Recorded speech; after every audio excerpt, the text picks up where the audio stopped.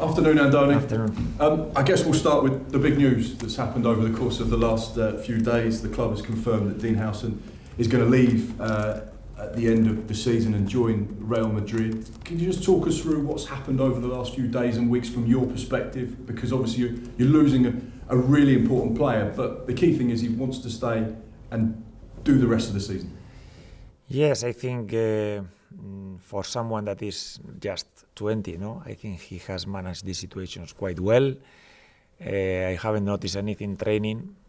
He's the first one that wants to finish well the season. He's pushing and he's ready to play these two games. Obviously, from my side, you never want to lose this kind of player because he has been very good for us. But there is a part also that you feel happy for him because he goes to Real Madrid. I think is what he really wanted to do, and obviously we hope everything goes well for him after these two games. And I think has been quite natural. He hasn't lost any training session.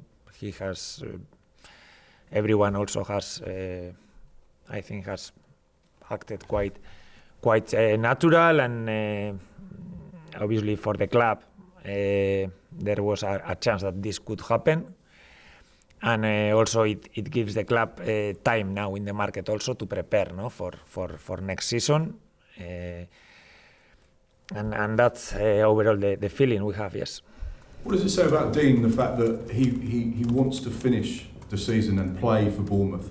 He's got this huge move to one of the biggest clubs in the world, but he wants to finish the job properly. What does that say about his character and mentality, particularly when, as you know, you get injured, it can change things? I think it was never adapt. It's not like there is a part where he's a professional and he has to perform and train and commit to Bournemouth until the last day. But I think even he is the first one that if you give him the chance, he has no doubts. He wants to play. He's pushing to start tomorrow, to finish strong, to finish as high as we can in the standings, and I have no doubts. Yeah.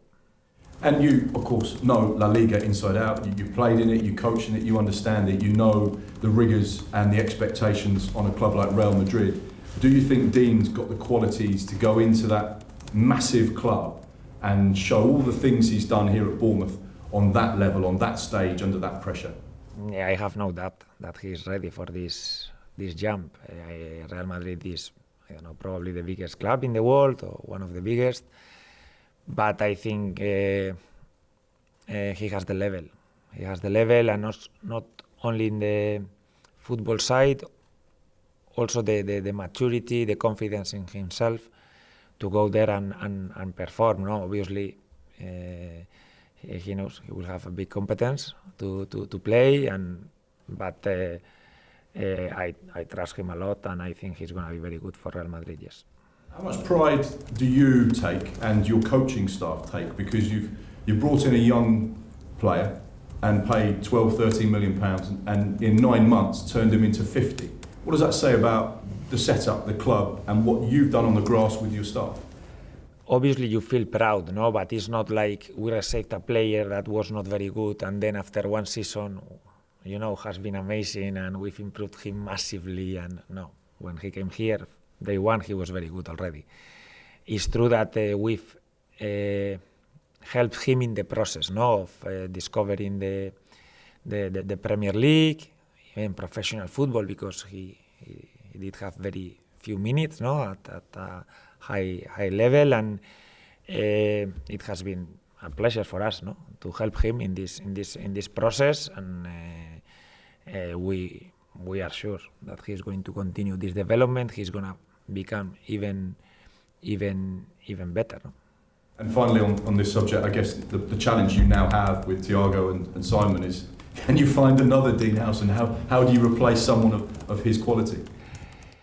No, probably we will not find the same player. We will have to find other players. At least, the signing has been very very early, even without starting the market. I would say, no, it's a little bit strange, no, in this situation, but gives the club time to prepare, no, for next season, and we will have to focus in the positive side, no, that we are losing a hell of a player, but we have time also to prepare for next season.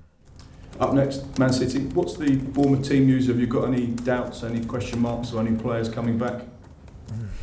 No, more or less, the ones that are out for the season.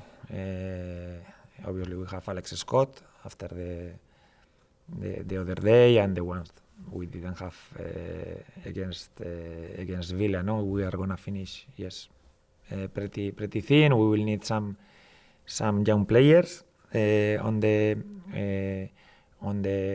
squad, and I think that's it. Yes.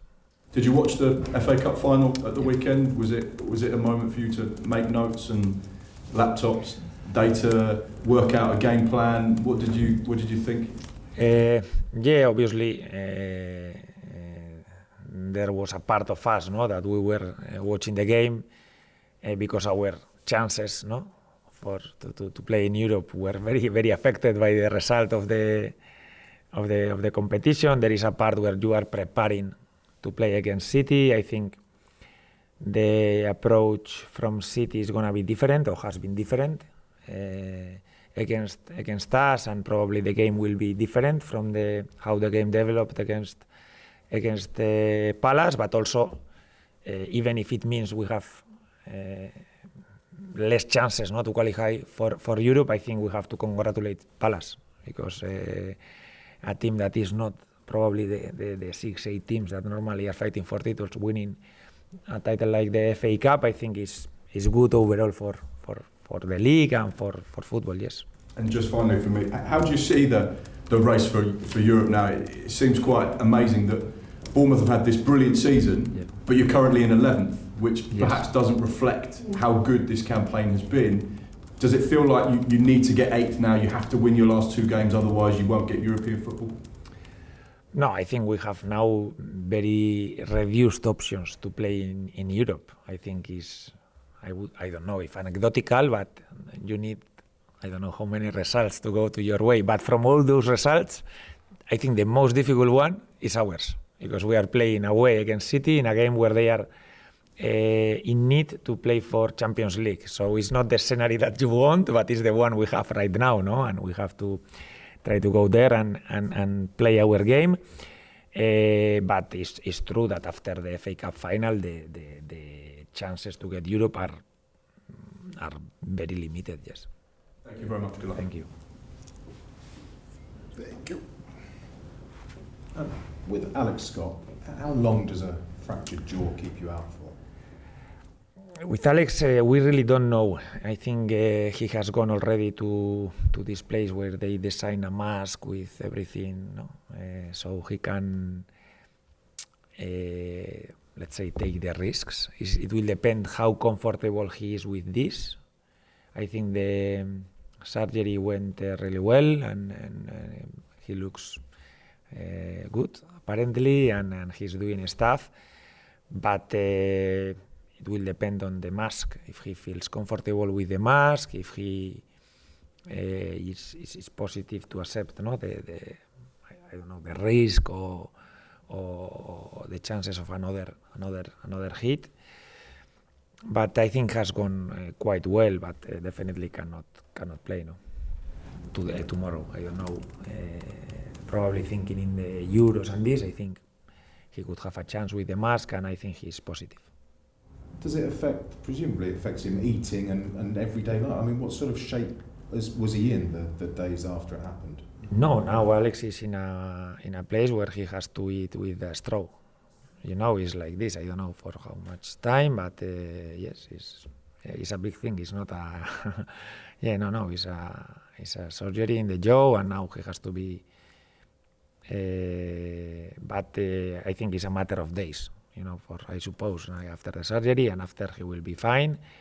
But he's quite positive. I've talked to him, and now I think he tried already the mask, and he sees that he could be able to play, and we'll see. I hope he can play. Yes. Sorry, when could he play? I don't know. I don't really know. Definitely not tomorrow. I see almost impossible he plays Sunday. I don't want to rule him out. I don't know, because he tries the mask, everything he feels. But I think it's going to be very difficult, yes. Is he pushing you? He's saying he wants to play. He wants to. He's brave. He's brave. And yes, he's not. I haven't seen him very scared. And it's good. It's good sign, because it means that he's positive, and we'll see. When he hasn't even trained, he hasn't done anything. But I think he at least has a good mood and is optimistic. That's good to hear. The overall situation with his injury and a number of others, does it leave you in a similar position to the FA Cup game against City, where you don't have many game changers on the bench? Yes, probably now we are not. We have a lot of defensive players, and probably if you are winning a game, you can have like good subs. But in the opposite situations where you probably get you need a more offensive sub, and this we've lost with Alex, with Dango, with Sini, with Enes, Ryan Christie, players that are very, very important for us. And they leave us without a lot of especially offensive options on the bench, no? And we will have to think very well, no? We are trying to not only think in the starting 11, the possible changes to finish the game, and we'll see if we can finish the game better, no? That game against City, where I think we struggled to finish the last 20-25 minutes especially. Their last two games, City, against Palace and Southampton, they've had nearly 50 shots, but very few of them on target. You mentioned it's going to be a very different game. Palace and Southampton have set up very differently to you all, but have you still, in those games, seen bits that you can knit into your approach tomorrow, or are they too different? I feel like are two games that, if they repeat these games, 9 times out of 10 they win those games.